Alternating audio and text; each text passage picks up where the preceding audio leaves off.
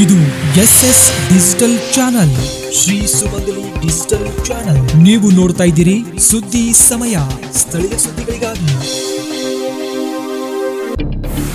ಸುದ್ದಿ ಸಮಯದ ಪ್ರಾಯೋಜಕರು Mahalakshmi jewellers, gold hub, main road, Kalaburagi.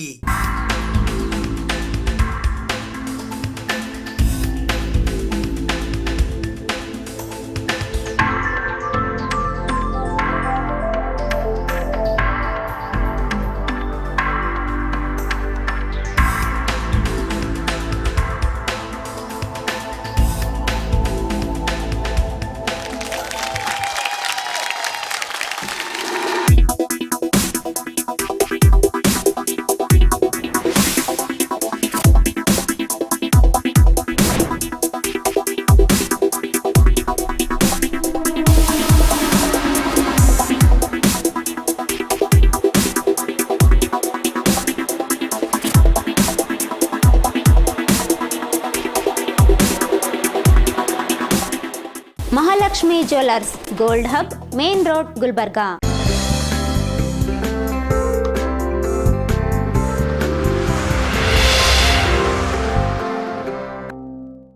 ಸುದ್ದಿ ಸಮಯಕ್ಕೆ ಸ್ವಾಗತ. ನಾನು RJ ಮಂಜು ಹಿರೋಳಿ. ಕಲಬುರಗಿ ನಗರದ ಕರುಣೇಶ್ವರ ನಗರದಲ್ಲಿ ಇರುವ ಚಂದ್ರಕಾಂತ್ ಪಾಟೀಲ್ ಸೆಂಟ್ರಲ್ ಶಾಲೆಗೆ ಇಂದು ಹುಸಿ ಬಾಂಬ್ ಬೆದರಿಕೆ ಬಂದಿರುವ ಹಿನ್ನೆಲೆಯಲ್ಲಿ ಪೊಲೀಸರು, ಶ್ವಾನದಳ, ಮೆಟಲ್ ಡಿಟೆಕ್ಟರ್, ಬಾಂಬ್ ನಿಷ್ಕ್ರಿಯ ದಳದ ಸಿಬ್ಬಂದಿಗಳು ತೀವ್ರ ತಪಾಸಣೆ ನಡೆಸಿದರು. ಕಲಬುರಗಿ ನಗರದ ಕರುಣೇಶ್ವರ ನಗರದಲ್ಲಿ ಇರುವ ಖಾಸಗಿ ಶಾಲೆಯಾದ ಚಂದ್ರಕಾಂತ್ ಪಾಟೀಲ್ ಕೇಂದ್ರೀಯ ವಿದ್ಯಾಲಯದಲ್ಲಿ ಬಾಂಬ್ ಸ್ಫೋಟಿಸುವುದಾಗಿ ಇಮೇಲ್ ಬಂದಿರುವ ಆತಂಕಕಾರಿ ಘಟನೆ ಇಂದು ಬೆಳಿಗ್ಗೆ ನಡೆದಿದೆ. ವಿಧಾನ ಪರಿಷತ್ ಸದಸ್ಯರಾದ BG ಪಾಟೀಲ್ ಒಡೆತನದ ಚಂದ್ರಕಾಂತ್ ಪಾಟೀಲ್ ಶಾಲೆ ಇದಾಗಿದ್ದು, ಇಂದು ಮಧ್ಯಾಹ್ನ 12:45ಕ್ಕೆ RDX ಸುಸೈಡ್ ಬ್ಲಾಸ್ಟ್, ಮಾನವ ಬಾಂಬ್ ಸುಸೈಡರ್ 12:45ಕ್ಕೆ ಬಾಂಬ್ ಸ್ಫೋಟಿಸುವುದಾಗಿ ತಮಿಳು ಭಾಷೆಯಲ್ಲಿ ಶಾಲೆಯ ಇಮೇಲ್ ಐಡಿಗೆ ಮೇಲ್ ಬಂದಿತ್ತು. ಇದನ್ನು ಗಮನಿಸಿದ ಪ್ರಾಂಶುಪಾಲರು ಕೂಡಲೇ ಸುದ್ದಿಯನ್ನು ಅಶೋಕನಗರ ಪೊಲೀಸ್ ಠಾಣೆಗೆ ಮಾಹಿತಿ ರವಾನಿಸಿದ್ದು, ಭಯಭೀತಗೊಂಡ ಶಾಲಾ ಆಡಳಿತದವರು ಕೂಡಲೇ ಮಕ್ಕಳನ್ನು ಪಾಲಕರಿಗೆ ಕರೆ ಮಾಡಿದ್ದು, ಶಾಲಾ ವಾಹನಗಳ ಮೂಲಕ ಮಕ್ಕಳನ್ನು ಮನೆಗೆ ಕಳುಹಿಸಿದ್ದಾರೆ. ತದನಂತರ ಅಶೋಕನಗರ ಠಾಣೆಯ ಪೊಲೀಸರು ಸುದ್ದಿಯನ್ನು ಆಯುಕ್ತಾಲಯಕ್ಕೆ ಮುಟ್ಟಿಸಿದ್ದರಿಂದ ಸ್ಥಳಕ್ಕೆ ದೌಡಾಯಿಸಿದ ಪೊಲೀಸ್ ಆಯುಕ್ತರಾದ doctor Sharanappa SD, DCP Praveen, ACP Bhutegowda, PI Arunakumar, ಶ್ವಾನದಳ ತಂಡ ರಾಜಶೇಖರ್ ಕಣಮಸ್ ಅವರ ನೇತೃತ್ವದಲ್ಲಿ ನಾರ್ತ್ ಈಸ್ಟ್ ಬಾಂಬ್ ನಿಷ್ಕ್ರಿಯ ದಳದ ಸಿಬ್ಬಂದಿಗಳು, ನಗರ ASC ಹಾಗೂ ಜಿಲ್ಲಾ ASC ಬಾಂಬ್ ಪತ್ತೆ ನಿಷ್ಕ್ರಿಯ ದಳದ 13 ಅಧಿಕಾರಿ ಹಾಗೂ ಸಿಬ್ಬಂದಿಗಳು ಶಾಲೆಗೆ ಧಾವಿಸಿದ್ದು, ಶಾಲಾ ಕೊಠಡಿ, ಆವರಣ ಸೇರಿದಂತೆ ಮೂಲೆ ಮೂಲೆಯನ್ನು ಪರಿಶೀಲಿಸಿದ್ದಾರೆ. ಆದರೆ ಅಲ್ಲಿ ಯಾವುದೇ ರೀತಿಯಲ್ಲಿ ಬಾಂಬ್ ಪತ್ತೆಯಾಗಿಲ್ಲವೆಂದು ಪೊಲೀಸ್ ಕಮಿಷನರ್ ಡಾಕ್ಟರ್ ಶರಣಪ್ಪ ಅವರು ತಿಳಿಸಿದ್ದಾರೆ. ಆದರೂ ಬಾಂಬ್ ಬೆದರಿಕೆಯ ಇಮೇಲ್ ನಿಂದಾಗಿ ಆತಂಕಗೊಂಡ ಶಾಲೆಯ ಶಿಕ್ಷಕರು, ಪಾಲಕರು ಭಯಭೀತರಾಗಿದ್ದರು. ಪೊಲೀಸರು ಅವರಿಗೆ ಧೈರ್ಯ ಹೇಳಿದ್ದು ಪರಿಸ್ಥಿತಿಯನ್ನ ತಿಳಿಗೊಳಿಸಿದ್ದಾರೆ ಎಂದು ತಿಳಿದು ಬಂದಿದೆ. ತಮ್ಮ ಒಡೆತನದ ಶಾಲೆಗೆ ಬಾಂಬ್ ಬೆದರಿಕೆ ಸಂದೇಶ ಬಂದಿದೆ ಎಂಬ ಸುದ್ದಿ ಅರಿತ ವಿಧಾನ ಪರಿಷತ್ ಸದಸ್ಯರಾದ BG ಪಾಟೀಲ್ ಅವರು ಸಹ ಶಾಲೆಗೆ ದೌಡಾಯಿಸಿ ಕಮಿಷನರ್ ಹಾಗೂ ಶಾಲೆಯ ಪ್ರಾಚಾರ್ಯರೊಂದಿಗೆ ಚರ್ಚಿಸಿದ್ದಾರೆ. ಬಾಂಬ್ ಮೇಲ್ ಬಂದಿದ್ದರಿಂದ ಕೆಲ ಕಾಲ ಭಯದ ವಾತಾವರಣ ನಿರ್ಮಾಣವಾಗಿದ್ದು, ಇದೊಂದು ಹುಸಿ ಬಾಂಬ್ ಸಂದೇಶವಿತ್ತೆಂದು ಹೇಳಲಾಗುತ್ತಿದ್ದು, ಸದ್ಯ ಮೇಲ್ ಬಂದ ಕುರಿತು ಅಶೋಕನಗರ ಪೊಲೀಸ್ ಠಾಣೆಯಲ್ಲಿ ಪ್ರಕರಣವನ್ನು ದಾಖಲಿಸಿಕೊಂಡಿರುವ ಪೊಲೀಸರು ಮುಂದಿನ ತನಿಖೆಯನ್ನು ಕೈಗೊಂಡಿದ್ದಾರೆ ಎಂದು ಕೇಳು ಬಂದಿದೆ. ಕಲಬುರಗಿ ನಗರದ ಚಂದ್ರಕಾಂತ್ ಪಾಟೀಲ್ ಸೆಂಟ್ರಲ್ ಸ್ಕೂಲಲ್ಲಿ ಒಂದು ಥ್ರೆಟ್ ಇಮೇಲ್ ಬಂದಿದೆ. ಅದರಲ್ಲಿ ಬೇಸಿಕಲಿ ಸಬ್ಜೆಕ್ಟಲ್ಲಿ ಮಾತ್ರ ಥ್ರೆಟ್ ಬಗ್ಗೆ ಇದೆ. ಒಂದು RDX ಸೂಸೈಡ್ ಬ್ಲಾಸ್ಟ್ ಮಾಡ್ತೀವಿ ಬಿಫೋರ್ 1:45 ಒಳಗಡೆ ಇರುವಂಥ ಬಾಡಿ ಏನಿದೆ, ಇಮೇಲ್ ಬಾಡಿ ಎಲ್ಲ ಕಂಪ್ಲೀಟ್ ತಮಿಳು ಭಾಷೆಯಲ್ಲಿದೆ ಮತ್ತು ಅದರಲ್ಲಿರುವ ಕಂಟೆಂಟ್ ನಾವು ಟ್ರಾನ್ಸ್ಲೇಟ್ ಮಾಡಿ ಓದಿದಾಗ ಕಂಪ್ಲೀಟ್ ಅದು ತಮಿಳುನಾಡು ಪಾಲಿಟಿಕ್ಸ್ ಬಗ್ಗೆ ಮತ್ತು DMK ಪಕ್ಷದ ಬಗ್ಗೆ ಇರುವಂಥದ್ದು ಇದೆ. ಅದರಲ್ಲಿ ಯಾವುದೇ ಭಯ ಪಡುವಂಥದ್ದಿಲ್ಲ. ಈಗಾಗಲೇ ನಾವು ಶಾಲೆಯಲ್ಲಿರುವ ಮಕ್ಕಳನ್ನು ಇವ್ಯಾಕ್ಯುವೇಟ್ ಮಾಡಿದ್ದೀವಿ ಮತ್ತು BDDS AC ತಂಡಗಳು ಬಂದು ಕಂಪ್ಲೀಟ್ ಸ್ಕೂಲನ್ನು ಪರಿಶೀಲನೆ ಮಾಡಿದೆ. ಯಾವುದೇ ರೀತಿಯ ಆತಂಕ ಪಡುವ ವಿಚಾರ ಇಲ್ಲ ಮತ್ತು ಈ ಇಮೇಲ್ ಸಂಬಂಧಿಸಿದಂತೆ ಈಗ ಒಂದು ಪ್ರಕರಣವನ್ನು ನಾವು ತೆಗೆದುಕೊಂಡು ಮುಂದಿನ ತನಿಖೆಯನ್ನು ಮಾಡ್ತೀವಿ. ಸರಿ, ಈಗ ಅದು ಒಂದು ಕುಡಾಂಕುಲಂ ಜಗನ್ @hotmail ಅಂತ ಬಂದಿದೆ. ಅದು ಎಲ್ಲಿಂದ ಕಳಿಸಿದ್ದಾರೆ ಮತ್ತು ಯಾವ ಉದ್ದೇಶಕ್ಕೆ ಕಳಿಸಿದ್ದಾರೆ, ಪ್ರಾಥಮಿಕವಾಗಿ ನೋಡಿದರೆ ಇದು ಕಂಪ್ಲೀಟ್ ಒಂದು ತಮಿಳುನಾಡು ಸ್ಟೇಟಿಗೆ ಇರುವಂಥದ್ದಿದೆ. ರ್ಯಾಂಡಮ್ ಆಗಿ ಮಿಸ್ಪ್ಲೇಸ್ಡ್ ಇಮೇಲ್ ಥರ ಪ್ರೈಮಾ ಫೇಸಿ ಕಾಣಿಸ್ತಾ ಇದೆ. ಬಟ್ ಆದರೂ ನಾವು ಟೆಕ್ನಿಕಲ್ ಇನ್ವೆಸ್ಟಿಗೇಷನ್ ಮಾಡಿ ಎಲ್ಲಿಂದ ಕಳಿಸಿದ್ರೆ ಅನ್ನೋದ್ರ ಬಗ್ಗೆನೂ ಚೆಕ್ ಮಾಡ್ತೀವಿ. ಮತ್ತು ಈಗಾಗಲೇ ನಾನು ತಮಿಳುನಾಡು ಕೌಂಟರ್ ಪಾರ್ಟ್ಸ್ ಯಾರು ಯೂನಿಟಲ್ಲಿದ್ದಾರೆ ಅವರಿಗೂ ಕೂಡ ಮಾಹಿತಿ ತಿಳಿಸಿದ್ವಿ. ಅಲ್ಲಿನೂ ಕೂಡ ನಾವು ಇದ್ರ ಬಗ್ಗೆ ಮಾಹಿತಿ ಶೇರ್ ಮಾಡಿದ್ವಿ. ಪ್ರಾಥಮಿಕ ತನಿಖೆಯಲ್ಲಿ ಏನಾದರೂ ಕಂಡು ಬಂದಿದೆಯಾ sir? Is question of just 1 hour ಆಗಿಲ್ಲ, ಈ ಅಷ್ಟು ಬೇಗ ಹೇಳಲಿಕ್ಕಾಗಲ್ಲ. ಬಟ್ ಇಲ್ಲಿ ಯಾವುದೇ ರೀತಿ ಆತಂಕ ಪಡುವ ಅವಶ್ಯಕತೆ ಇಲ್ಲ ಅಂತ ನಾವು 100% ಕಾನ್ಫಿಡೆಂಟ್ ಇದೆ. ಇಂಡಿಯನ್ ಕ್ಯಾನ್ಸರ್ ಸೊಸೈಟಿ ಕಲಬುರಗಿಯ ವತಿಯಿಂದ ಇಂದು ವಿಶ್ವ ಕ್ಯಾನ್ಸರ್ ದಿನಾಚರಣೆಯ ಅಂಗವಾಗಿ ಕ್ಯಾನ್ಸರ್ ಜಾಗೃತಿ ಅಭಿಯಾನ ಹಮ್ಮಿಕೊಳ್ಳಲಾಗಿತ್ತು. Indian cancer society Karnataka Kalaburagi ಪ್ರಾದೇಶಿಕ ವತಿಯಿಂದ ಟೆಕ್ಟ್ರಾನಿಕ್ ಸಹಯೋಗದೊಂದಿಗೆ ದಿನಾಂಕ 4ನೇ ಫೆಬ್ರವರಿ 2025ರಂದು ವಿಶ್ವ ಕ್ಯಾನ್ಸರ್ ದಿನಾಚರಣೆಯ ಪ್ರಯುಕ್ತ ಕ್ಯಾನ್ಸರ್ ಜಾಗೃತಿ ಅಭಿಯಾನ ಬೆಳಿಗ್ಗೆ 9:30 ಗಂಟೆಗೆ ಜಿಮ್ಸ್ ಆವರಣದಿಂದ ಅನ್ನಪೂರ್ಣ ಕ್ರಾಸ್ ಮುಖಾಂತರ ಮಿನಿ ವಿಧಾನಸೌಧದವರೆಗೆ ಹಮ್ಮಿಕೊಳ್ಳಲಾಗಿತ್ತು. ಈ ಕಾರ್ಯಕ್ರಮದ ಉದ್ಘಾಟನೆಯನ್ನು ಕಲಬುರಗಿ ಜಿಲ್ಲಾ ಪಂಚಾಯಿತಿಯ ಭವರ್ ಸಿಂಗ್ ಮೀನಾ IAS ಅವರು ಈ ಅಭಿಯಾನಕ್ಕೆ ಧ್ವಜದ ಮುಖಾಂತರ ಚಾಲನೆಯನ್ನು ನೀಡಿದರು. ಕ್ಯಾನ್ಸರ್ ಜಾಗೃತಿ ಅಭಿಯಾನ ಕುರಿತು ಕ್ಯಾನ್ಸರ್ ಪೀಡಿತರ ಸಂಖ್ಯೆ ದಿನದಿಂದ ದಿನಕ್ಕೆ ಹೆಚ್ಚುತ್ತಲೇ ಇದೆ. ಕಾರಣ ಕ್ಯಾನ್ಸರ್ ಕುರಿತು ಈ ರೀತಿ ಜಾಗೃತಿ ಮೂಡಿಸುವ ಕಾರ್ಯಕ್ರಮಗಳು ಹೆಚ್ಚಾಗಿ ನಡೆಯಬೇಕು ಮತ್ತು ಈ ನಿಟ್ಟಿನಲ್ಲಿ ಇಂಡಿಯನ್ ಕ್ಯಾನ್ಸರ್ ಸೊಸೈಟಿಯವರು ಈ ಕಾರ್ಯಕ್ರಮವನ್ನ ನೆರವೇರಿಸಿದ್ದು ತುಂಬಾ ಶ್ಲಾಘನೀಯ ಮತ್ತು ಈ ಸಂಸ್ಥೆಯಿಂದ 2025 ವರ್ಷದ ಟೇಬಲ್ ಕ್ಯಾಲೆಂಡರ್ ಮಾಡಿಸಿದ್ದಾರೆ. ಒಂದು ಬದಿಯಲ್ಲಿ 12 ತಿಂಗಳ ಮಾಹಿತಿ ಇದ್ದು ಇನ್ನೊಂದು ಬದಿಯಲ್ಲಿ ಹೌ ಎನಿ ಆಟ make healthy choices, I invest in good habits, cancer ಯಾವ ಕಾರಣಕ್ಕಾಗಿ ಬರುತ್ತದೆ ಮತ್ತು ನಮ್ಮ ಆಹಾರ ಪದ್ಧತಿ ಹಾಗೂ ಜೀವನ ಶೈಲಿಯನ್ನು ಯಾವ ಕ್ರಮದಲ್ಲಿ ಇರಬೇಕು ಎನ್ನುವ ಮಾಹಿತಿ ಆಟವನ್ನು ಚೆನ್ನಾಗಿ ಮೂಡಿಸಿದ್ದಾರೆ ಎಂದು ಹೇಳಿದರು. ಕರ್ನಾಟಕ ಸರ್ಕಾರ ಆರೋಗ್ಯ ಇಲಾಖೆಯೊಂದಿಗೆ ಕ್ಯಾನ್ಸರ್ ವಿರುದ್ಧ ಹೋರಾಡಲು ಇಂಡಿಯನ್ ಕ್ಯಾನ್ಸರ್ ಸೊಸೈಟಿಯಂತಹ NGOಗಳ ಸಹಕಾರ ಅವಶ್ಯಕ ಎಂದು ಹೇಳಿದರು. ಜಿಮ್ಸ್ ಆವರಣದಿಂದ ಅನ್ನಪೂರ್ಣ ಕ್ರಾಸ್ ಮುಖಾಂತರ ಮಿನಿ ವಿಧಾನಸೌಧದವರೆಗೆ ವಿಶೇಷವಾಗಿ ಏಕತೆ ಯುನಿಟಿ ಬೈ ಯುನಿಕ್ ಅನ್ನುವ ಉದ್ಘೋಷದೊಂದಿಗೆ ವಿವಿಧ ಕಾಲೇಜುಗಳ ವಿದ್ಯಾರ್ಥಿಗಳು ಕ್ಯಾನ್ಸರ್ ಸ್ಲೋಗನ್ ಕೂಗುತ್ತಾ ಸಾಗಿದರು. ವಿಧಾನಸೌಧ ತಲುಪಿದ ಮೇಲೆ ಕಾರ್ಯಕ್ರಮವನ್ನ ಉದ್ದೇಶಿಸಿ ವಿಟಿಎಸ್ಎಂ ಕಿದ್ವಾಯಿ ಪೆರಿಫೆರಲ್ ಕ್ಯಾನ್ಸರ್ ಕೇಂದ್ರ ಕಲಬುರಗಿಯ ಪ್ರಭಾರ ಅಧಿಕಾರಿಗಳಾದ doctor Gururaja Deshpande, Albadar rural dental college ಮತ್ತು ಆಸ್ಪತ್ರೆ ಕಲಬುರಗಿಯ ಪ್ರಾಂಶುಪಾಲರಾದ doctor Syed Zakaulla, Indian cancer society Karnataka Kalaburagi ಪ್ರಾದೇಶಿಕ ಕಾರ್ಯ ವ್ಯವಸ್ಥಾಪಕರಾದ ಗುರುರಾಜ್ ಕುಲಕರ್ಣಿ ಮಾತನಾಡಿದರು. ಈ ಸಂದರ್ಭದಲ್ಲಿ ಕಲಬುರಗಿ ಜಿಲ್ಲಾ ಆರೋಗ್ಯ ಮತ್ತು ಕುಟುಂಬ ಕಲ್ಯಾಣ ಇಲಾಖೆಯ ಅಧಿಕಾರಿಗಳಾದ ಡಾಕ್ಟರ್ ಶರಣಬಸಪ್ಪ ಕ್ಯಾತನಾಳ್, ಕಲಬುರಗಿಯ ಜಿಲ್ಲಾ ಸಮೀಕ್ಷಣಾ ಅಧಿಕಾರಿಗಳಾದ ಡಾಕ್ಟರ್ ರಾಕೇಶ್ ಕಾಂಬಳೆ, ಜಿಮ್ಸ್ ಆಸ್ಪತ್ರೆ ಕಲಬುರಗಿಯ ಜಿಲ್ಲಾ ಶಸ್ತ್ರಚಿಕಿತ್ಸಕರು ಮತ್ತು ಅಧೀಕ್ಷಕರಾದ doctor Ruziya Asnaraba, VTSM peripheral cancer ಕೇಂದ್ರ ಕಿದ್ವಾಯಿ ಕಲಬುರಗಿಯ ಪ್ರಭಾರ ಅಧಿಕಾರಿಗಳಾದ doctor Gururaja Deshpande, Albadar rural dental college ಮತ್ತು ಆಸ್ಪತ್ರೆ ಕಲಬುರಗಿಯ ಪ್ರಾಂಶುಪಾಲರಾದ ಡಾಕ್ಟರ್ ಸೈಯದ್ ಜಕಾವುಲ್ಲಾ ಹಾಗೂ doctor Sangeeta Mahendrakar, doctor Preetam, doctor Sandhya, Inner Wheel club ಗುಲ್ಬರ್ಗಾದ ಉತ್ತರ ಭಾಗದ ಅಧ್ಯಕ್ಷರಾದ ಸವಿತಾ ಮಠ್ ಉಪಸ್ಥಿತರಿದ್ದರು. ಈ ಅಭಿಯಾನದಲ್ಲಿ ಅಲ್ಬದರ್ ರೂರಲ್ ಡೆಂಟಲ್ ಕಾಲೇಜು ಮತ್ತು ಆಸ್ಪತ್ರೆ ಕಲಬುರಗಿ, ಸರ್ಕಾರಿ ನರ್ಸಿಂಗ್ ಶಾಲೆ ಮತ್ತು ಕಾಲೇಜು ಕಲಬುರಗಿ, HKS ನ ನಿಜಲಿಂಗಪ್ಪ ದಂತ ವಿಜ್ಞಾನ ಮತ್ತು ಸಂಶೋಧನಾ ಸಂಸ್ಥೆ ಕಲಬುರಗಿ ಹಾಗೂ RMES ಫಾರ್ಮಸಿ ಕಾಲೇಜ್ ಕಲಬುರಗಿಯ ವಿದ್ಯಾರ್ಥಿಗಳು ಭಾಗವಹಿಸಿದ್ದರು.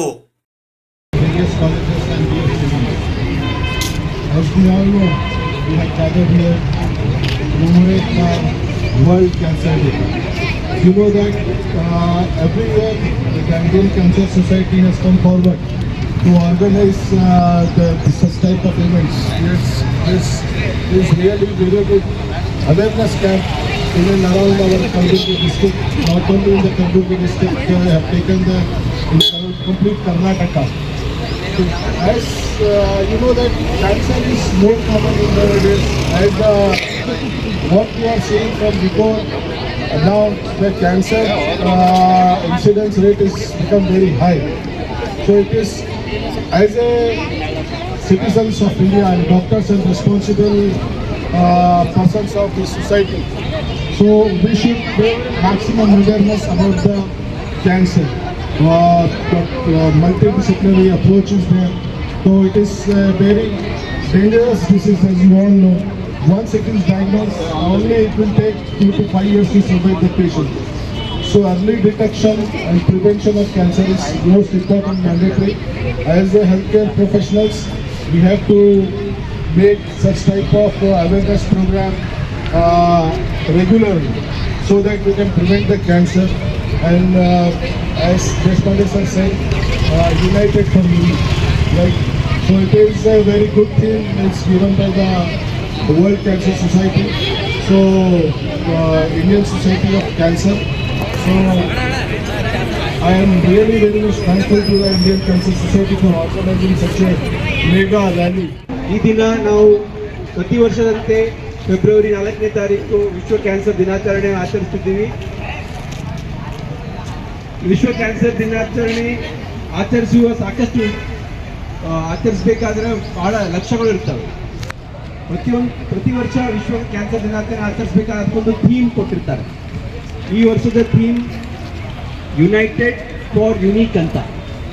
ಯುನೈಟೆಡ್ ಫಾರ್ ಯುನೀಕ್ ಅಂತ ಅರ್ಥ ಏನಂದರೆ ಎಲ್ಲರೂ ಕಲಿತು ಒಂದಾಗಿ ಜೊತೆಗೂಡಿ ಈ ಕ್ಯಾನ್ಸರ್ ನಿವಾರಣೆಗಾಗಿ ಒಂದು ದೊಡ್ಡ ಪ್ರಯಾಸ ಸಂಕಲ್ಪ ಮಾಡಬೇಕು ಅಂತ ಇದ್ರ theme.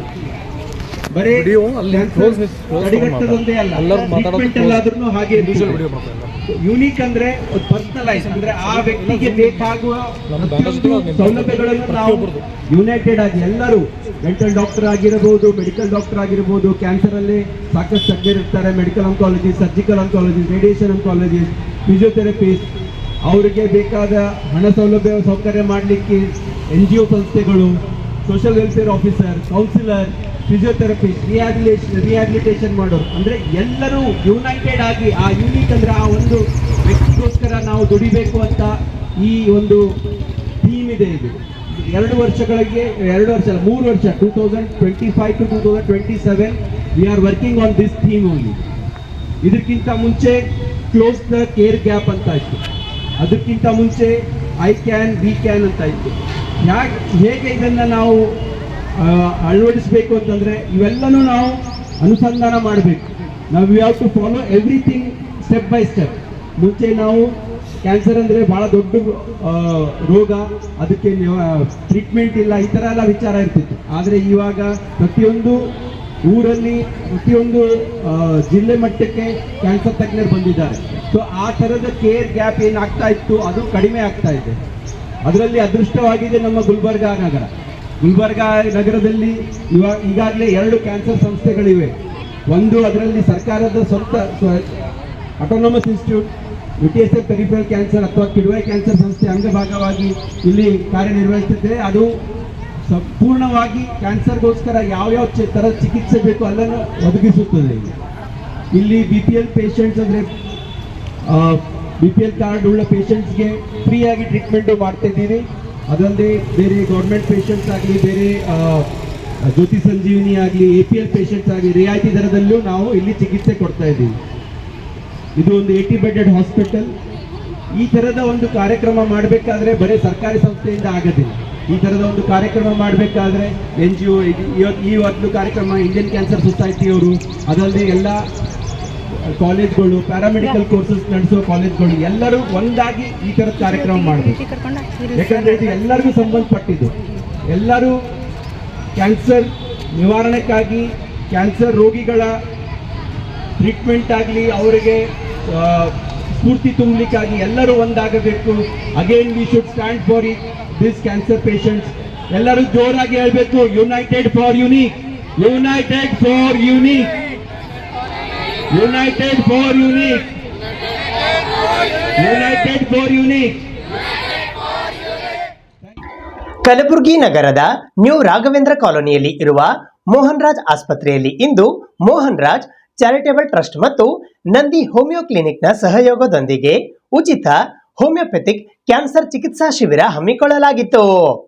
Mohan Raj charitable trust ಹಾಗೂ ನಂದಿ ಹೋಮಿಯೋ ಕ್ಲಿನಿಕ್ ಇವರ ಜಂಟಿ ಸಹಯೋಗದಲ್ಲಿ ಉಚಿತ ಹೋಮಿಯೋಪೆಥಿಕ್ ಕ್ಯಾನ್ಸರ್ ಚಿಕಿತ್ಸಾ ಶಿಬಿರವು ದಿನಾಂಕ 4ನೇ ಫೆಬ್ರವರಿ 2025 ಬೆಳಿಗ್ಗೆ 10 ಗಂಟೆಯಿಂದ ಮಧ್ಯಾಹ್ನ 2 ಗಂಟೆಯವರೆಗೆ ಕಲಬುರಗಿ ನಗರದ ನ್ಯೂ ರಾಘವೇಂದ್ರ ಕಾಲೋನಿಯಲ್ಲಿ ಇರುವ ಮೋಹನ್ ರಾಜ್ ಆಸ್ಪತ್ರೆಯಲ್ಲಿ ಜರುಗಿತು. ನಂದಿ ಹೋಮಿಯೋ ಕ್ಲಿನಿಕ್ನ ಡಾಕ್ಟರ್ ಶರಣಕಂತಿಯವರು ರೋಗಿಗಳ ತಪಾಸಣೆ ಮಾಡಿದರು.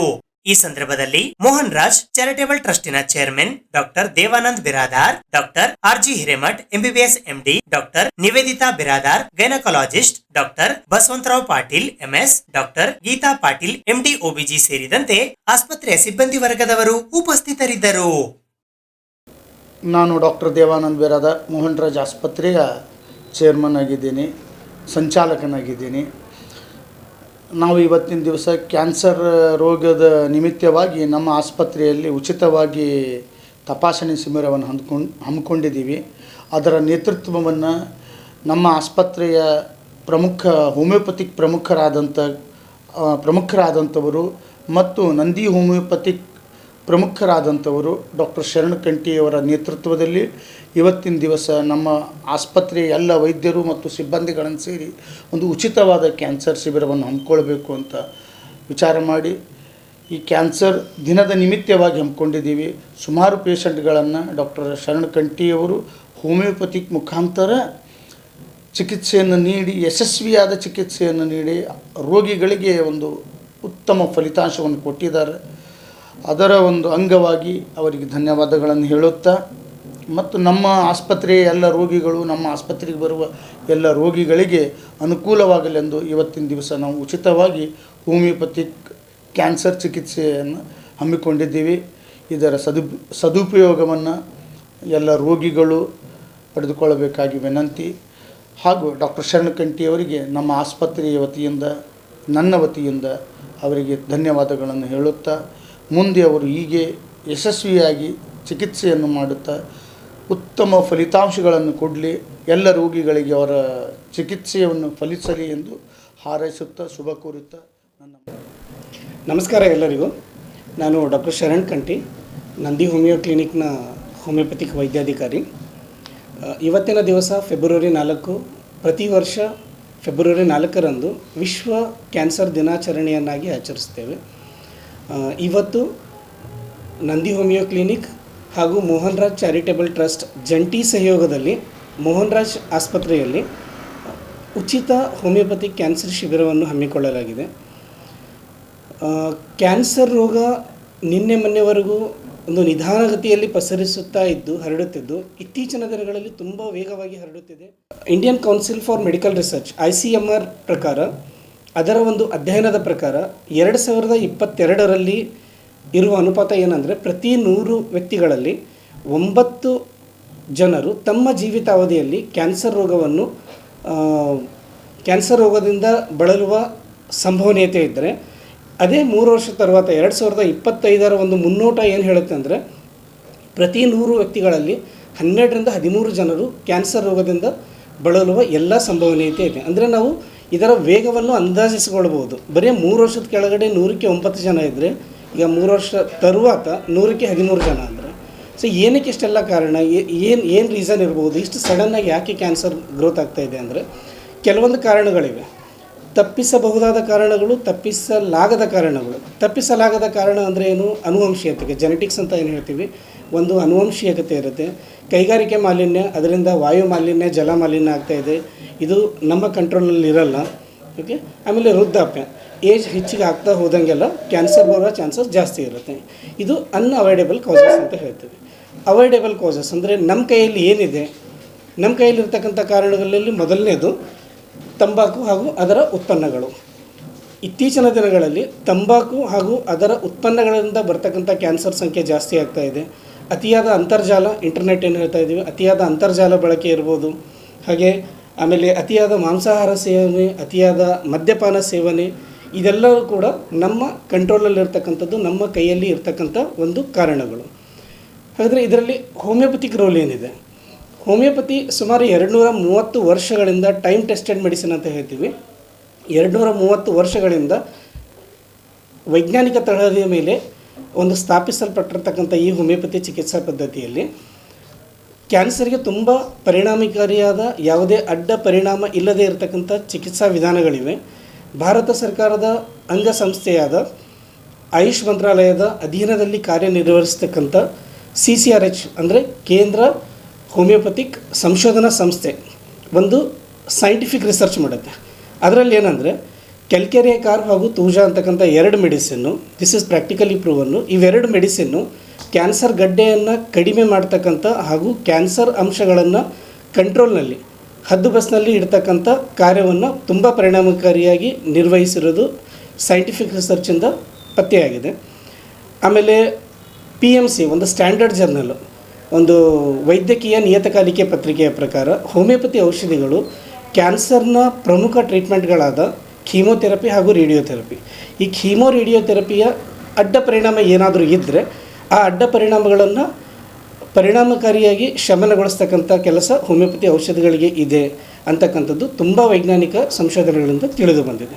ಆದ ಕಾರಣ ಇನ್ಮೇಲೆ ನಾವು ಮೋಹನ್ ರಾಜ್ ಚಾರಿಟೇಬಲ್ ಟ್ರಸ್ಟ್ನ ಸಂಸ್ಥಾಪಕರಾದ ಡಾಕ್ಟರ್ ದೇವಾನಂದ್ ಬಿರಾದರ್ ಸರ್ ಅವರ ಸಹಯೋಗದೊಂದಿಗೆ ಬರುವ ದಿನಗಳಲ್ಲಿ ಕ್ಯಾನ್ಸರ್ ಬಗ್ಗೆ ಅತಿ ಹೆಚ್ಚಿನ ಅರಿವು ಹಾಗೂ ಕ್ಯಾನ್ಸರಲ್ಲಿ ಹೋಮಿಯೋಪತಿ ಪಾತ್ರ ಏನಿದೆ ಅಂತ ಕ್ಯಾನ್ಸರನ್ನು ಕ್ಯಾನ್ಸರ್ ರೋಗಿಗಳಿಗೆ ಹೋಮಿಯೋಪತಿ ಮೆಡಿಸಿನ್ನ ಪರಿಚಯ ಮಾಡ್ತಕ್ಕಂಥ ಒಂದು ಕೆಲಸ ಮಾಡಬೇಕು ಅಂತ ಅಂದ್ಕೊಂಡಿದ್ದೀವಿ ಅವರ ಸಹಯೋಗದೊಂದಿಗೆ. ಇವತ್ತಿನ ದಿವಸ ಇದೊಂದು ಶಿಬಿರ ನಡೀತಾ ಇದೆ. ಭಾಳಷ್ಟು ಪೇಷಂಟ್ಗಳನ್ನ ನಾವೀಗ ನೋಡಿದ್ದೀವಿ. ಇನ್ನೂ 4 ಗಂಟೆವರೆಗೂ ಇದು ಶಿಬಿರ ಇದೆ. ಸೊ ಯಾರಾದರೂ ಕ್ಯಾನ್ಸರ್ ರೋಗಿಗಳು ಇದ್ದರೆ ಅಥವಾ ಈ ನಿಮ್ಮ ಮಾಧ್ಯಮದ ಮುಖಾಂತರ ಇದೊಂದು ಮೆಸೇಜ್ ಕೊಡ್ತಾಯಿದ್ದೀವಿ, ಸಂದೇಶ ಕೊಡ್ತಾಯಿದ್ದೀವಿ. ಯಾರಾದರೂ ಕ್ಯಾನ್ಸರ್ ರೋಗಿಗಳು ಇದ್ದರೆ ಅವರು ತಮ್ಮ ಸಮೀಪದ ಹೋಮಿಯೋಪತಿಕ್ ವೈದ್ಯರನ್ನು ಕಂಡು ಇದಕ್ಕೇನಾದರೂ ಉತ್ತಮ ಚಿಕಿತ್ಸೆ ಸಿಗ್ಬೋದಾ ಅಂತ ಒಂದು ಸಲ ಸಂದರ್ಶಿಸಿಕೊಳ್ಳೋದು ಉತ್ತಮ. ಉದನೂರು ಗ್ರಾಮಕ್ಕೆ ಹೋಗುವ ಸಾರ್ವಜನಿಕ ಮುಖ್ಯ ರಸ್ತೆಯ ಒತ್ತುವರಿಯನ್ನು ತೆರವುಗೊಳಿಸುವಂತೆ ಆಗ್ರಹಿಸಿ ಸಾಯಿ ಮಂದಿರ ರಸ್ತೆ ಅಭಿವೃದ್ಧಿ ಹೋರಾಟ ಸಮಿತಿಯ ವತಿಯಿಂದ ಇಂದು ಕಲಬುರಗಿ ಮಹಾನಗರ ಪಾಲಿಕೆಯ ಕಚೇರಿಯ ಎದುರು ಪ್ರತಿಭಟನೆ ನಡೆಸಲಾಯಿತು. ಸಾಯಿ ಮಂದಿರ ರಸ್ತೆ ಅಭಿವೃದ್ಧಿ ಹೋರಾಟ ಸಮಿತಿಯ ವತಿಯಿಂದ ಕಲಬುರಗಿ ನಗರದ ವಾರ್ಡ್ ನಂಬರ್ 55ರಲ್ಲಿ ಬರುವ ಸಾಯಿ ಮಂದಿರ ಉದನೂರು ಗ್ರಾಮಕ್ಕೆ ಹೋಗುವ ಸಾರ್ವಜನಿಕ ಮುಖ್ಯ ರಸ್ತೆಯ ಒತ್ತುವರಿಯನ್ನು ತೆರವುಗೊಳಿಸುವಂತೆ ಆಗ್ರಹಿಸಿ ಇಂದು ಕಲಬುರಗಿ ನಗರದ ಮಹಾನಗರ ಪಾಲಿಕೆಯ ಕಚೇರಿಯ ಎದುರು ಪ್ರತಿಭಟನೆ ನಡೆಸುವ ಮೂಲಕ ಪಾಲಿಕೆಯ ಆಯುಕ್ತರಿಗೆ ಮನವಿ ಪತ್ರವನ್ನ ಸಲ್ಲಿಸಲಾಯಿತು.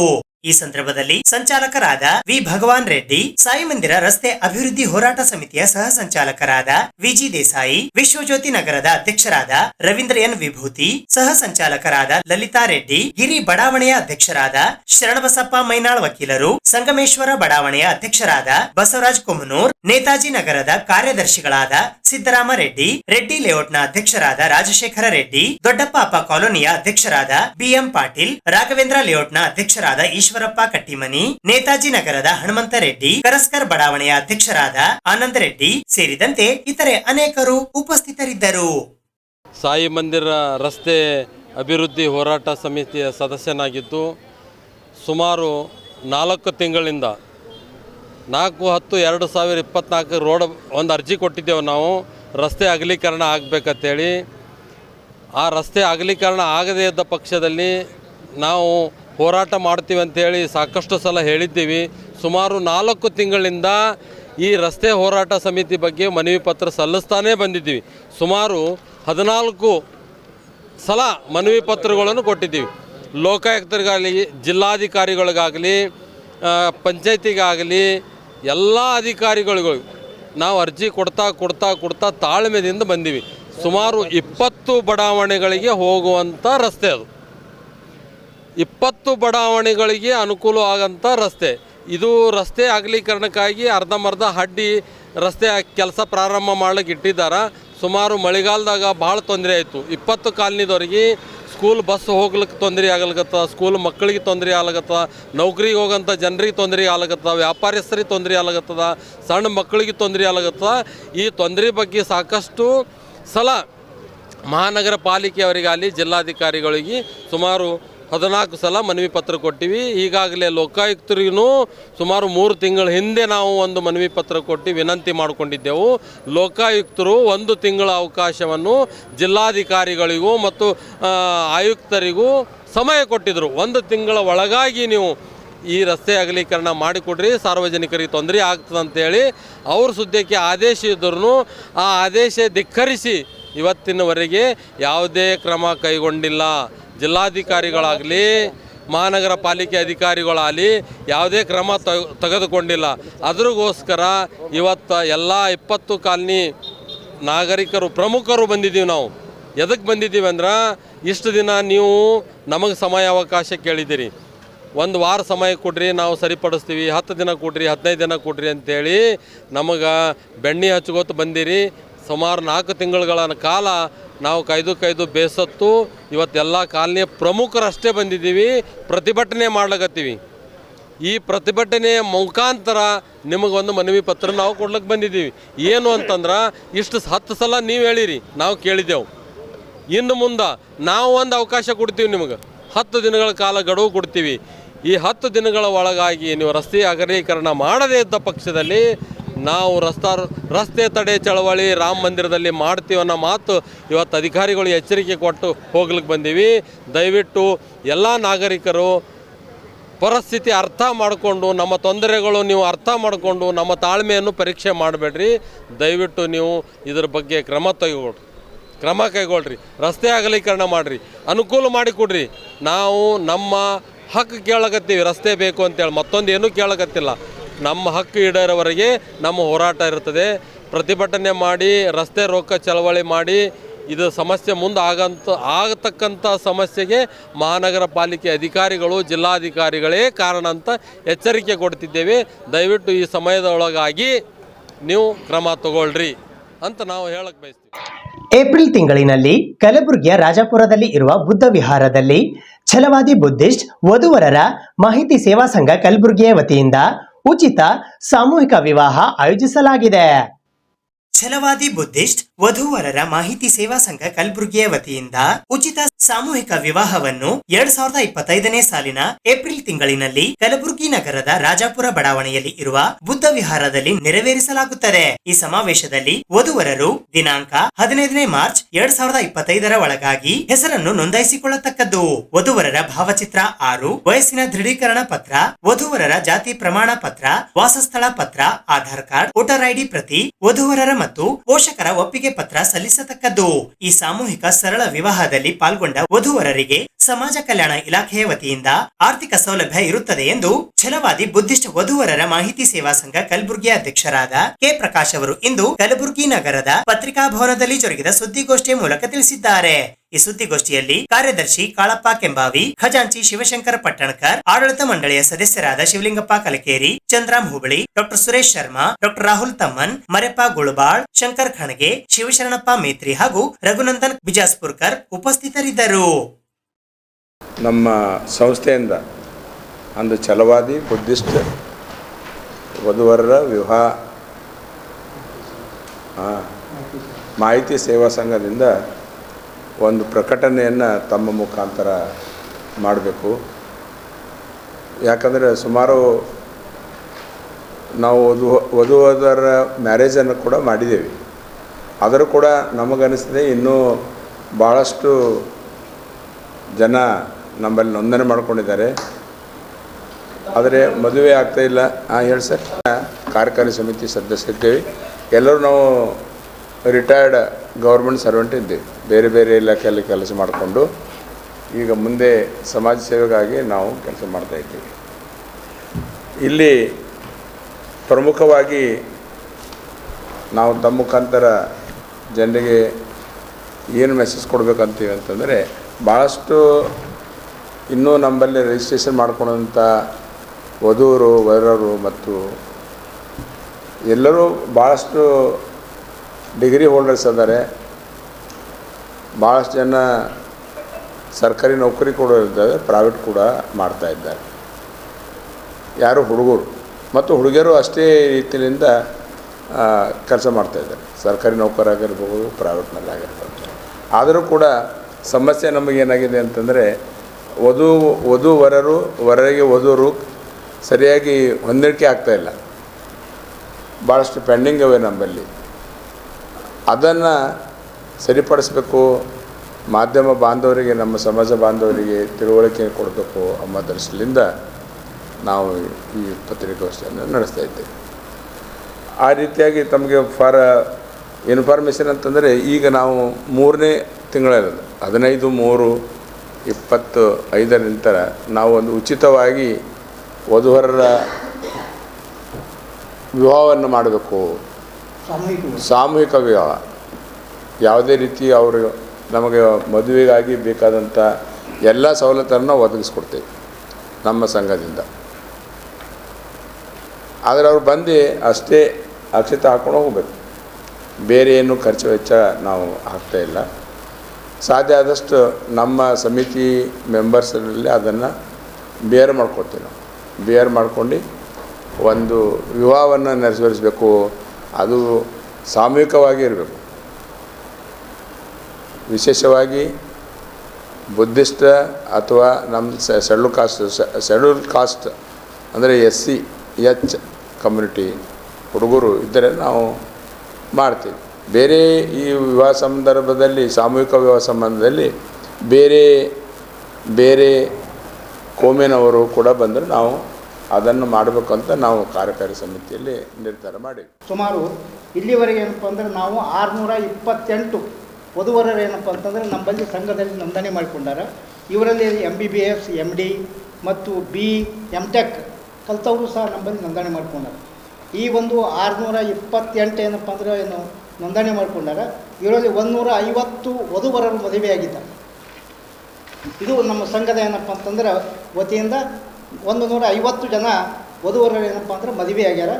ಈ ಒಂದು ದೃಷ್ಟಿಯಿಂದ ನಾವು ಪರಮ ಪೂಜ್ಯ ಡಾಕ್ಟರ್ ಬಾಬಾ ಸಾಹೇಬ್ ಅಂಬೇಡ್ಕರರ 134ನೇ ಜಯಂತ್ಯೋತ್ಸವದ ಅಂಗವಾಗಿ ಸಂಘದ ವತಿಯಿಂದ ಉಚಿತ ಸಾಮೂಹಿಕ ವಿವಾಹ ಜರುಗಿಸಲು ನಿರ್ಧರಿಸಲಾಗಿದೆ.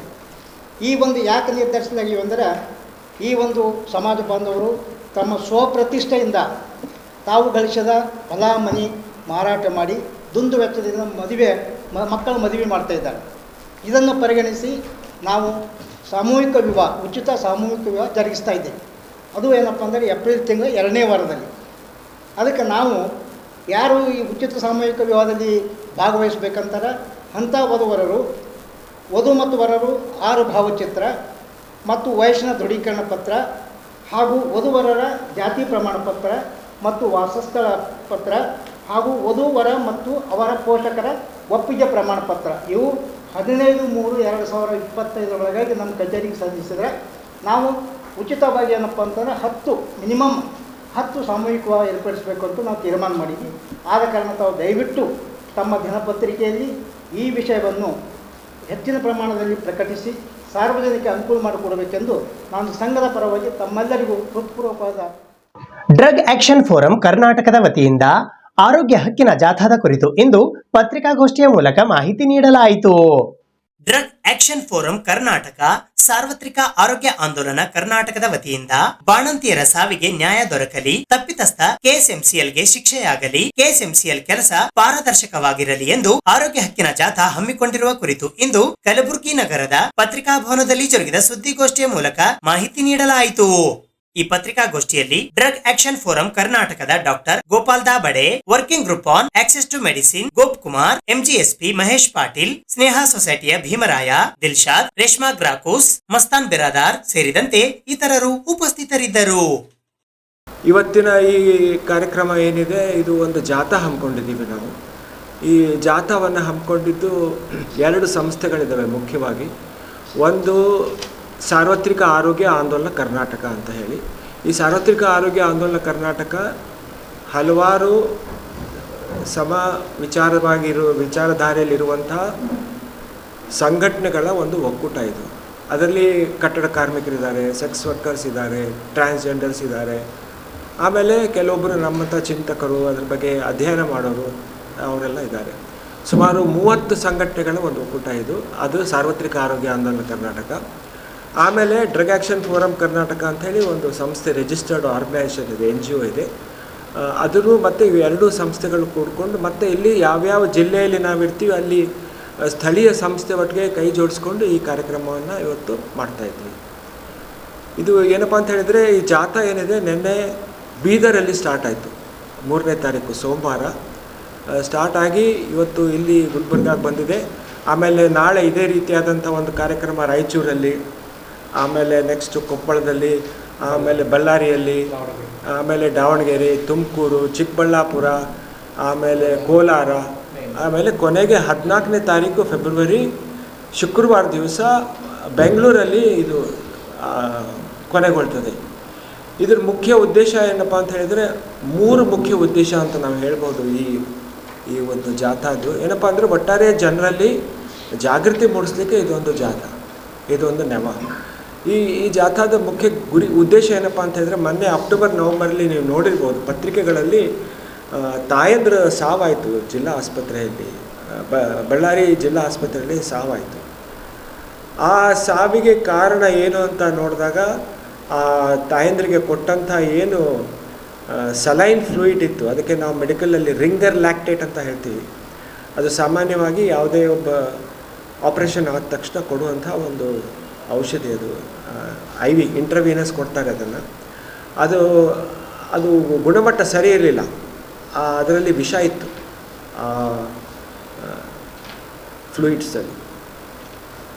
ಅದು ಆಮೇಲೆ ಟೆಸ್ಟ್ ಮಾಡಿದಾಗ ಏನು ಗೊತ್ತಾಯ್ತಪ್ಪ ಅಂತ ಅಂದರೆ ಅದು ಪಶ್ಚಿಮ ಬಂಗಾಳದ ಒಂದು ಕಂಪ್ನಿ, ಪಶ್ಚಿಮ ಬಂಗಾಳ ಅನ್ನೋ ಒಂದು ಕಂಪ್ನಿಯಿಂದ ನಮ್ಮ ಕರ್ನಾಟಕ ಸರ್ಕಾರ ಅದನ್ನು ಔಷಧವನ್ನು ಖರೀದಿ ಮಾಡಿತ್ತು. ಸೊ ಇದು ಖರೀದಿ ಮಾಡಿತ್ತು. ಆಮೇಲೆ ಈ ಒಂದು ಕಂಪ್ನಿ ಹೆಸರು ಪಶ್ಚಿಮ ಬಂಗಾಳ ಕಂಪ್ನಿ ಅಂತ ಹೇಳಿಬಿಟ್ಟು ಇದನ್ನು ಖರೀದಿ ಮಾಡಲಿಕ್ಕೆ ನಮ್ಮ ಕರ್ನಾಟಕ ರಾಜ್ಯ ಸರ್ಕಾರ ಒಂದು ಕಂಪ್ನಿಯನ್ನು ರಿಜಿಸ್ಟರ್ ಮಾಡಿದೆ. ಅದು Karnataka state medical service corporation limited ಅಂತ ಹೇಳಿಬಿಟ್ಟು. ಈ ಕಂಪ್ನಿ ಇರೋದು ಬೆಂಗಳೂರಲ್ಲಿ. ಈ ಕಂಪ್ನಿ ಕೆಲಸ ಏನಪ್ಪ ಅಂತ ಹೇಳಿದ್ರೆ ಔಷಧಿಗಳನ್ನ ಖರೀದಿ ಮಾಡೋದು ಮತ್ತು ಜಿಲ್ಲಾ ಮಟ್ಟದಲ್ಲಿರುವಂಥ ಉಗ್ರಾಣಗಳಿಗೆ ಅದನ್ನು ಕಳಿಸ್ಕೊಡೋ ವ್ಯವಸ್ಥೆ ಮಾಡೋದು. ಜಿಲ್ಲಾ ಉಗ್ರಾಣದಿಂದ ಅದು ಬೇರೆ ಬೇರೆ ಕಡೆ ಜಿಲ್ಲೆಯಲ್ಲಿರುವಂಥ ಪ್ರಾಥಮಿಕ ಆರೋಗ್ಯ ಕೇಂದ್ರ ಆಗಲಿ, ತಾಲೂಕು ಆಸ್ಪತ್ರೆ ಆಗಲಿ, ಅಲ್ಲಿ ವಿತರಣೆ ಮಾಡೋದು ಇದ್ರದ್ದು ಮುಖ್ಯ ಕೆಲಸ. ಈ Karnataka state medical service supplies corporation limited ಏನಿದೆ, ಇದು 2003ರಲ್ಲಿ ಸ್ಥಾಪನೆ ಆಗಿದೆ. ಆದರೆ ನಾವು ಏನು ಕಂಡು ಬಂದಿದ್ದೀವಪ್ಪ ಅಂತಂದರೆ ಇದರಲ್ಲಿ ಭಾಳಷ್ಟು ನ್ಯೂನತೆಗಳು ಕಂಡು ಬಂದಿದ್ದೀವಿ. ಒಂದೇನಪ್ಪ ಅಂತ ಹೇಳಿದ್ರೆ ಔಷಧಗಳನ್ನು ಸರಿಯಾಗಿ ಲಭ್ಯ ಆಗೋ ಹಾಗೆ ಮಾಡ್ತಾ ಇಲ್ಲ. ಯಾಕಂದ್ರೆ ಹೇಳ್ತೀನಿ ನಿಮಗೆ, ಯಾವುದೇ ಒಬ್ಬ ವ್ಯಕ್ತಿ ಇವತ್ತು ಸರ್ಕಾರಿ ಆಸ್ಪತ್ರೆಗೆ ಹೋದರೆ ಅವನಿಗೆ ಹೊರಗಡೆಯಿಂದ ಔಷಧಿಗಳನ್ನು ಬರೆದು ಕೊಡಕೂಡದು. ಆ ಔಷಧಿಗಳು ಅಲ್ಲೇ ಉಚಿತವಾಗಿ ಲಭ್ಯ ಆಗುವ ಹಾಗೆ ಮಾಡೋದೇ ಈ KSMSCLನ ಜವಾಬ್ದಾರಿ. ಆದರೆ ಅದರಲ್ಲಿ ಸಂಪೂರ್ಣವಾಗಿ ವಿಫಲವಾಗಿದೆ KSMSCL. ಇದು ಆಗಬಾರ್ದಾಗಿತ್ತು. ನಾವೇನಪ್ಪ ಇದು ಹೆಂಗೆ ಸಾಧ್ಯ, ಅಷ್ಟು ದುಡ್ಡಿದೆಯಾ ಹಣ ಇದೆಯಾ ಅಂತ ನೀವು ಕೇಳ್ಬೋದು. ದುಡ್ಡು ಹಣದ ಸಮಸ್ಯೆ ಅಲ್ಲ ಇದು. ಮತ್ತು ಏನಪ್ಪ ಅಂತಂದರೆ ಇವಾಗಲೇ ತಮಿಳುನಾಡು ಸರ್ಕಾರ ಈ ಥರ ಆಗಿದೆ, ವ್ಯವಸ್ಥೆ ಮಾಡಿದೆ. ತಮಿಳುನಾಡು ಸರ್ಕಾರ ಮಾಡಿದೆ, ಕೇರಳ ಸರ್ಕಾರ ಮಾಡಿದೆ, ಆಮೇಲೆ ಉತ್ತರ ಭಾರತದಲ್ಲಿ ರಾಜಸ್ಥಾನ ಸರ್ಕಾರ ಕೂಡ ಮಾಡಿದೆ. ಅಲ್ಲಿ ಯಾವುದೇ ಒಬ್ಬ ವ್ಯಕ್ತಿ ಯಾವುದೇ ಜಿಲ್ಲಾ ಆಸ್ಪತ್ರೆಗೆ ಹೋಗಲಿ, ಮೆಡಿಕಲ್ ಕಾಲೇಜ್ ಹೋಗಲಿ, ತಾಲೂಕು ಆಸ್ಪತ್ರೆಗೆ ಹೋಗಲಿ, ಪ್ರಾಥಮಿಕ ಆರೋಗ್ಯ ಕೇಂದ್ರ ಎಲ್ಲೇ ಹೋದ್ರೂ ಅವನಿಗೆ ಹೊರಗಡೆಯಿಂದ ಔಷಧಿಗಳನ್ನು ಬರೆದು ಕೊಡೋದಿಲ್ಲ. ಅದ್ರ ಬದಲಾಗಿ ಔಷಧಿಗಳನ್ನು ಅಲ್ಲೇ ಲಭ್ಯ ಆಗುವ ಹಾಗೆ ಮಾಡೋದು ಅಲ್ಲಿ ಸರ್ಕಾರದ ಹೊಣೆ ಇದೆ. ಅದನ್ನು ಮಾಡ್ತಾ ಇದ್ದಾರೆ ಅವರು. ನಾವೇನು ಕೇಳ್ಕೊಳ್ತಾ ಇದ್ದೀವಪ್ಪ ಅಂತಂದರೆ ಇದನ್ನು ಈ ಥರ ಆಗೋ ಹಾಗೆ ಮಾಡಬೇಕು. ಈ ಒಂದು ಅಂಶವನ್ನು ಇಟ್ಕೊಂಡು ಡ್ರಗ್ ಆ್ಯಕ್ಷನ್ ಫೋರಮ್ ಕರ್ನಾಟಕ ಕಳೆದ 15 ವರ್ಷದಿಂದ ಹಲವಾರು ರೀತಿಯಾಗಿ ಆರೋಗ್ಯ ಮಂತ್ರಿನ ಭೇಟಿ ಮಾಡಿದ್ದೀವಿ, ಆಮೇಲೆ ಅವ್ರಿಗೆ ಮನವಿಯನ್ನು ಕೊಟ್ಟಿದ್ದೀವಿ, ಆಮೇಲೆ ಲೇಖನಗಳನ್ನ ಬರೆದಿದ್ದೀವಿ, ವರ್ಕ್ಶಾಪ್ಗಳನ್ನ ಮಾಡಿದ್ದೀವಿ. ಆದರೆ ಏನೂ ಸರಿಯಾಗಿ ಸ್ಪಂದಿಸಿಲ್ಲ. ಆಮೇಲೆ ಇವಾಗೇನಪ್ಪ ಅಂತ ಹೇಳಿದರೆ ಈ ಒಂದು ತಾಯಿ ಅಂದರೆ ಮರಣ ಆಯಿತು. ನಾವು ಇಷ್ಟು ವರ್ಷ ನಾವು ಕೆಲಸ ಮಾಡಿದ್ದಕ್ಕೆ ಏನಪ್ಪ ಅಂತಂದರೆ ನಮ್ಮ ತಾಯಿ ಅಂದರೆ ಮರಣ ಆಯಿತು. ಇದು ಖಂಡಿತವಾಗಿಯೂ ತಡೆಗಟ್ಟಬೋದಾಗಿತ್ತು. ಇದು ಖಂಡಿತವಾಗಿಯೂ ಖಂಡನೀಯ. ಇವಾಗ ಈ ಕಳಪೆ ಔಷಧ ಅಥವಾ ಯಾವ ಸಲೈನಲ್ಲಿ ವಿಷ ಇತ್ತು ಅಂತ ನಾನು ಹೇಳಿದೆ, ಅದನ್ನು ಹೆಂಗೆ ತಡೆಗಟ್ಟಬೋದಾಗಿತ್ತಪ್ಪ ಅಂತಂದರೆ ಇದನ್ನು ತಮಿಳ್ನಾಡಲ್ಲಿ ಮಾಡ್ತಾ ಇದ್ದಾರೆ. ಹೇಗೆ ಮಾಡ್ತಾರೆ, ಔಷಧ ಬ್ಯಾಚ್ ಬಂದ ತಕ್ಷಣ ಅದನ್ನು ಕ್ವಾರಂಟೈನ್ ಮಾಡ್ತಾರೆ. ಕ್ವಾರಂಟೈನ್ ಮಾಡಿ ಅದನ್ನು ಅಲ್ಲೇ ಇಟ್ಟು ಆಮೇಲೆ ಅದನ್ನು ಟೆಸ್ಟ್ ಮಾಡ್ತಾರೆ. ಆ ಟೆಸ್ಟ್ ರಿಪೋರ್ಟ್ ಬರೋವರೆಗೂ ಆ ಕ್ವಾರಂಟೈನಿಂದ ಬಿಡುಗಡೆ ಮಾಡೋದೇ ಇಲ್ಲ ಅಲ್ಲಿ. ಇದು ಒಂದು ಸಿಂಪಲ್ ಅರೇಂಜ್ಮೆಂಟ್. ಒಂದು ಬ್ಯಾಚ್ ಬಂತಪ್ಪ ಅಂತಂದರೆ ಅದನ್ನು ಕ್ವಾರಂಟೈನ್ ಮಾಡೋದು, ಅದರಲ್ಲಿರುವಂಥದ್ದು ಒಂದು ಸ್ಯಾಂಪಲ್ನ ಕಳಿಸ್ಕೊಡೋದು ಟೆಸ್ಟಿಗೆ. ಲ್ಯಾಬೊರೇಟ್ರಿ ಇದ್ದಾವೆ, MPanel ಲ್ಯಾಬೊರೇಟ್ರಿ ಇದ್ದಾವೆ, ಆ ಲ್ಯಾಬ್ಗೆ ಅದನ್ನು ಕಳಿಸ್ಕೊಡೋದು. ಆ ಲ್ಯಾಬ್ನವರು ಅದನ್ನು ಟೆಸ್ಟ್ ಮಾಡಿ ಗುಣಮಟ್ಟ ಸರಿಯಾಗಿದೆ ಅಂತ ಹೇಳಿದರೆ ಮಾತ್ರ ಆ ಔಷಧವನ್ನು ಜಿಲ್ಲಾ ಮಟ್ಟದಲ್ಲಿ ಬಿಡುಗಡೆಗೆ ಅವಕಾಶ ಇರ್ತದೆ. ಇಲ್ಲದೆ ಹೋದರೆ ಅದು ಆ ಗುಣಮಟ್ಟ ಸರಿಯಾಗಿಲ್ಲಪ್ಪ ಅಂತ ಹೇಳಿದ್ರೆ ಆ ಕಂಪ್ನಿಗೆ ನೋಟಿಸ್ ಹೋಗ್ತದೆ. ಆ ನೋಟಿಸಿದ ಪ್ರತಿಯನ್ನು ಅವ್ರ ವೆಬ್ಸೈಟಲ್ಲಿ ಹಾಕ್ತಾರೆ, ಬ್ಲ್ಯಾಕ್ ಲಿಸ್ಟ್ ಮಾಡಿ ಹಾಕ್ತಾರೆ. 3 ಸರಿಯೂ ಅದೇ ರೀತಿಯಾದಂಥ ಒಂದು ಮಾಡ್ತಾ ಹೋದರೆ ಆ ಕಂಪ್ನಿಯನ್ನು ಇನ್ನೊಂದು ಸರಿ ಅವರಿಗೆ ಟೆಂಡರ್ ಕೊಡೋದೇ ಇಲ್ಲ. ಈ ರೀತಿಯಾದಂಥ ವ್ಯವಸ್ಥೆಯನ್ನು ತಂದರೆ ನಾವು ತರಬೇಕು ಅಂತ ಹೇಳಲಿಕ್ಕಂತೂ 15 ವರ್ಷ ಆಯಿತು ನಮ್ಮ ಕರ್ನಾಟಕ ಸರ್ಕಾರಕ್ಕೆ. 3-4 ಆರೋಗ್ಯ ಮಂತ್ರಿಗಳನ್ನ ಭೇಟಿ ಮಾಡಿದ್ದೀವಿ, ಆದರೆ ಯಾವುದೇ ರೀತಿಯಾದಂಥ ಒಂದು ಸ್ಪಂದನೆ ಬರಲಿಲ್ಲ. ಅದಕ್ಕೆ ಈ ಜಾಥಾ ನಾವು ಹಮ್ಮಿಕೊಳ್ತಾ ಇದ್ದೀವಿ. ಇದ್ರ ಮುಖ್ಯ ಉದ್ದೇಶ ಏನಪ್ಪ ಅಂತಂದರೆ ಜನರಲ್ಲಿ ಜಾಗೃತಿ ಮೂಡಿಸೋದು, ಅವರಿಗೆ ಇದ್ರ ಬಗ್ಗೆ ಮಾಹಿತಿಯನ್ನು ಕೊಡೋದು, ಆಮೇಲೆ ಜನರೇ ಇದನ್ನು ಕೇಳಬೇಕು, ಯಾಕೆ KSMSCಯಲ್ಲಿ ಸರಿಯಾಗಿ ಕೆಲಸ ಮಾಡ್ತಾ ಇಲ್ಲ ಅನ್ನೋ ಒಂದು ಉದ್ದೇಶದಿಂದ ಇದನ್ನು ಮಾಡ್ತಾ ಇದ್ದೀವಿ. ಕರಡು UGC ನಿಯಮಗಳು 2025 ಮತ್ತು ಉನ್ನತ ಶಿಕ್ಷಣದ ಮುಂದೆ ಇರುವ ಸವಾಲುಗಳ ಕುರಿತು ಅಖಿಲ ಭಾರತ ಶಿಕ್ಷಣ ಉಳಿಸಿ ಸಮಿತಿಯ ರಾಜ್ಯ ಉಪಾಧ್ಯಕ್ಷರಾದ VN ಸುಧಾಕರ್ ಅವರು ಇಂದು ಪತ್ರಿಕಾಗೋಷ್ಠಿಯನ್ನು ನಡೆಸಿದರು. ಕರಡು UGC ನಿಯಮಗಳು 2025 ಮತ್ತು ಉನ್ನತ ಶಿಕ್ಷಣದ ಮುಂದಿರುವ ಸವಾಲುಗಳು ಕುರಿತು ಅಖಿಲ ಭಾರತ ಶಿಕ್ಷಣ ಉಳಿಸಿ ಸಮಿತಿಯ ರಾಜ್ಯ ಉಪಾಧ್ಯಕ್ಷರಾದ VN ರಾಜಶೇಖರ್ ಅವರು ಇಂದು ಕಲಬುರಗಿ ನಗರದ ಪತ್ರಿಕಾ ಭವನದಲ್ಲಿ ಸುದ್ದಿಗೋಷ್ಠಿಯನ್ನ ನಡೆಸಿದರು. ಈ ಪತ್ರಿಕಾಗೋಷ್ಠಿಯಲ್ಲಿ ಎಐಎಸ್ಸಿಸಿ ಜಿಲ್ಲಾ ಕಾರ್ಯದರ್ಶಿಗಳಾದ ರಾಮಣ್ಣ ಇಬ್ರಾಹಿಂಪುರ್, ಸಲಹೆಗಾರರಾದ ಅಸದ್ ಅಲಿ ಅನ್ಸಾರಿ, ನ್ಯಾಯವಾದಿಗಳಾದ ವಿಜಯ ಹಾಗೂ ಸಂಘಟನಾಕಾರರಾದ ಅರುಣ್ ಹಿರೇಬಾನರ್ ಉಪಸ್ಥಿತರಿದ್ದರು. ಅಲ್ಲಿ ಬಂದಂಥ ಸಲಹೆಗಳೇನಿದೆ ಅಂದರೆ ಈಗ UGCಯ ಕರಡು ಏನು ಈಗ UGC ಮತ್ತು ಕೇಂದ್ರ ಸರ್ಕಾರ ರಿಲೀಸ್ ಮಾಡಿದ್ದಾರೆ, ಇದ್ರ ಬಗ್ಗೆ ಸಾಕಷ್ಟು ಪ್ರಶ್ನೆಗಳಿವೆ. ಇದು ಭಾಳ ಅಪಾಯಕಾರಿ ಅನ್ನೋದು ಎಲ್ಲ ಶಿಕ್ಷಣ ತಜ್ಞರ ಅಭಿಪ್ರಾಯ ಇದು. ಸೊ ಈ ಅಭಿಪ್ರಾಯಗಳನ್ನೆಲ್ಲ ಕ್ರೋಢೀಕರಿಸಿ ಅವತ್ತು ನಾವೊಂದು ಗೊತ್ತುವಳಿ ಕೂಡ ಭಾಳ ಸರ್ವಾನುಮತದಿಂದ ಅಲ್ಲಿ ಅಂಗೀಕಾರ ಆಯ್ತದು.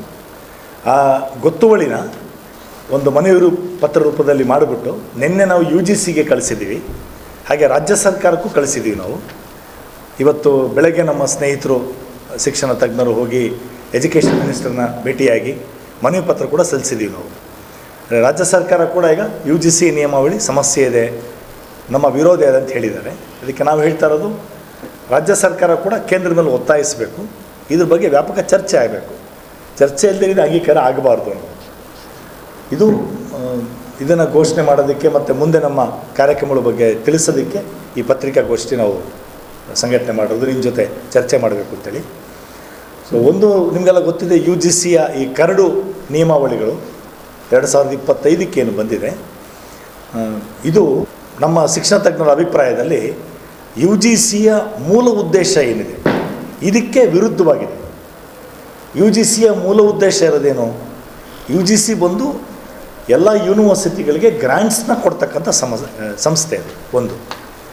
ಎರಡನೇದು, ಎಲ್ಲ ವಿಶ್ವವಿದ್ಯಾನಿಲಯಗಳಲ್ಲಿ ಒಂದು ಗುಣಮಟ್ಟದ ಶಿಕ್ಷಣನ ಕಾಪಾಡೋದಕ್ಕೆ UGC ಆ್ಯಕ್ಟ್ ಪ್ರಕಾರ 1956 ಆ್ಯಕ್ಟ್ ಪ್ರಕಾರನೇ ಅವರು UGC ಬಂದು ವಿಶ್ವವಿದ್ಯಾನಿಲಯಗಳ ಜೊತೆಗೆ ಸೇರಿ ಅವ್ರ ಮೂಲಕ ಕೆಲಸ ಮಾಡಬೇಕು.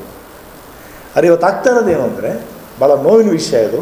ಕಳೆದ ಹಲವಾರು ದಶಕಗಳಲ್ಲಿ UGC ಒಂದು ಅತ್ಯಂತ ಸರ್ವಾಧಿಕಾರಿ ಸಂಸ್ಥೆಯಾಗಿ ಬೆಳೆದು ಬಿಟ್ಟಿದೆ. ಈಗ ಅವರು ಏನು ಮಾಡ್ತಿದ್ದಾರೆ, ಈಗ ಹಲವಾರು ಫಂಡ್ಸನ್ನ ಮುಂದಿಟ್ಕೊಂಡು ಎಲ್ಲ ಯೂನಿವರ್ಸಿಟಿಗಳ ಮೇಲೆ, ರಾಜ್ಯ ಸರ್ಕಾರಗಳ ಮೇಲೆ ಕೂಡ ಇವತ್ತು ದಮನಕಾರಿ ನೀತಿ ತೊಗೊತಾ ಇದ್ದಾರೆ, ಧಮಕಿ ಆಗ್ತಾ ಇದ್ದಾರೆ.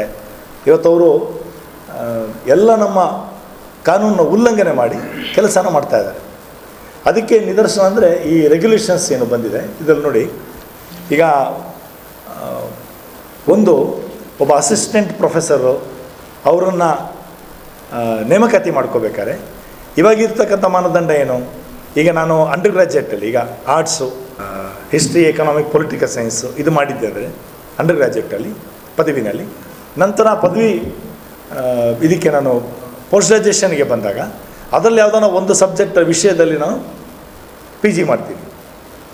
ಯಾವ ಸಬ್ಜೆಕ್ಟಲ್ಲಿ PG ಮಾಡಿರ್ತೀನಿ ಅದರಲ್ಲೇ ನಾನು PhD ಮಾಡಬೇಕಾಗ್ತದೆ, ನೆಟ್ಟು ಸೆಟ್ಟು ಮಾಡಬೇಕಾಗ್ತದೆ.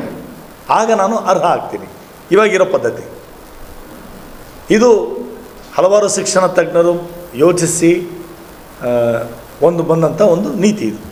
ಈಗ UGC ಏನು ಮಾಡೋಕ್ಕೆ ಹೊಟ್ಟಿದ್ದಾರೆ ಅಂತ ಹೇಳಿದ್ರೆ, ನಂದು ಅಂಡರ್ ಗ್ರ್ಯಾಜುಯೇಟಲ್ಲಿ ಏನಾನ ಓದಿರಲಿ, ನಾನು ಪೋಸ್ಟ್ ಗ್ರ್ಯಾಜುಯೇಟಲ್ಲಿ ಯಾವ ಸಬ್ಜೆಕ್ಟ್ ಬೇಕಾದ್ರೂ ಓದಿರ್ಬೋದು, PhD ಯಾವ ಸಬ್ಜೆಕ್ಟಲ್ಲಿ ಮಾಡ್ತೀನಿ, ನೆಟ್ಟು ಸೆಟ್ ಯಾವುದ್ರಲ್ಲಿ ಮಾಡ್ತೀನಿ, ಅದನ್ನು ನಾನು ಅದರ ಆಧಾರದ ಮೇಲೆ ಅಸಿಸ್ಟೆಂಟ್ ಪ್ರೊಫೆಸರ್ ಆಗಿ ನೇಮಕ ಆಗ್ತೀನಿ. ಇದು ಇವತ್ತಿನ ಸುದ್ದಿ ಸಮಯ. ಸ್ಥಳೀಯ ಸುದ್ದಿಗಳಿಗಾಗಿ ನೋಡ್ತಾ ಇರಿ ಸುದ್ದಿ ಸಮಯ. ನಿಮ್ಮ ನೆಚ್ಚಿನ ಸುದ್ದಿ ಸಮಯವನ್ನು ಡೆನ್ ಸೆಟ್ ಆಫ್ ಬಾಕ್ಸ್ನ ಚಾನೆಲ್ ಸಂಖ್ಯೆ 746ರಲ್ಲಿ ಪ್ರತಿದಿನ ರಾತ್ರಿ 9 ಗಂಟೆಗೆ, ಮರುಪ್ರಸಾರ ರಾತ್ರಿ 10 ಗಂಟೆಗೆ ಮತ್ತು ಮರುದಿನ ಬೆಳಿಗ್ಗೆ 8 ಗಂಟೆ ಮತ್ತು 9 ಗಂಟೆಗೆ ವೀಕ್ಷಿಸಬಹುದು. ಇದು SS ಡಿಜಿಟಲ್ ಚಾನಲ್, ಶ್ರೀ ಸುಮಂಗಲಿ ಡಿಜಿಟಲ್ ಚಾನಲ್. ನೀವು ನೋಡ್ತಾ ಇದ್ದೀರಿ ಸುದ್ದಿ ಸಮಯ, ಸ್ಥಳೀಯ ಸುದ್ದಿಗಳಿಗಾಗಿ. ಸುದ್ದಿ ಸಮಯದ ಪ್ರಾಯೋಜಕರು Mahalakshmi jewellers, gold hub, main road, Kalaburagi.